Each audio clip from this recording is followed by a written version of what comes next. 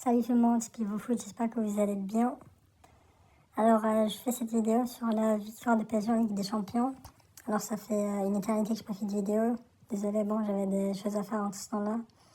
Après, bon, j'ai que 16 20 abonnés, donc j'ai pas vraiment légitimité pour parler de ça, mais bon. Alors, je voulais revenir sur la victoire du PSG contre Arsenal. Bon, victoire bien sûr méritée, on va dire sur l'ensemble de la saison, avec ceux qui se sont produits en Ligue des Champions, même si c'était un peu...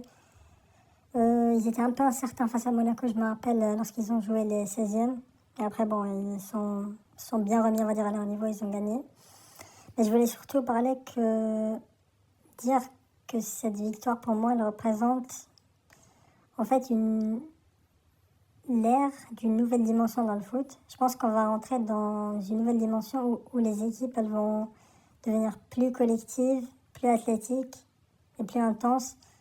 Donc elles vont se focaliser sur l'intensité et l'athlétisme plutôt que la créativité et avoir des stars.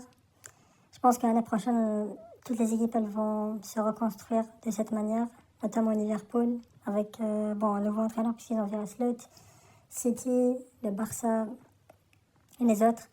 Bon, je ne vais pas parler trop du Real parce que je pense qu'ils auront peut-être besoin de minimum 3 ans, 4 ans pour revenir à leur niveau. Mais je pense quand même que PSG a montré que la force du collectif fait tout. On n'a pas vraiment besoin d'une star qui, on va dire, sort du lot pour, on va dire, réussir une saison. Mais on a besoin juste des joueurs qui se battent vraiment pour le maillot et qui donnent tout sur le terrain. Après, du côté d'Arsenal, je pense qu'ils ont joué avec leur âme. C'est vrai qu'ils ont une bonne défense. On va dire, on respecte leur jeu, même si c'est de l'anti-jeu. Mais je pense que l'équipe va peut-être garder sa première ligue l'année prochaine. Je vois pas beaucoup de concurrents. City, pour moi, ils vont peut-être régresser. Les autres aussi vont rester à un niveau constant, donc je les vois peut-être reprendre la première ligue.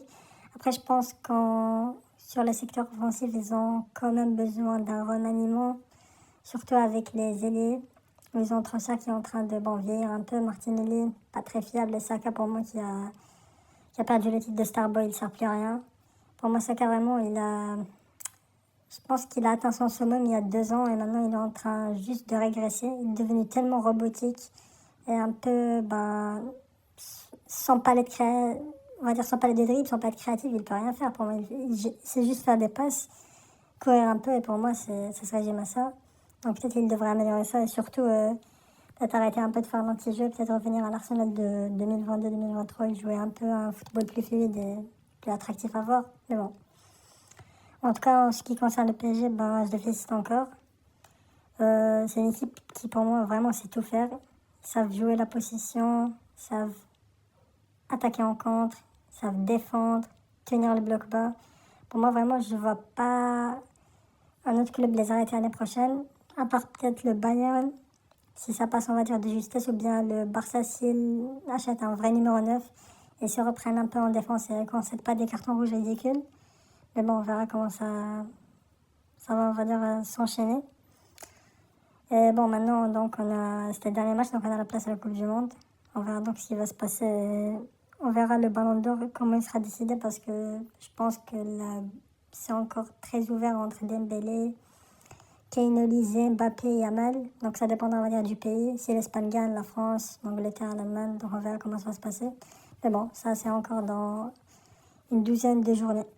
En tout cas, merci beaucoup d'être resté jusqu'à la fin à plus de vidéos et prenez soin de vous.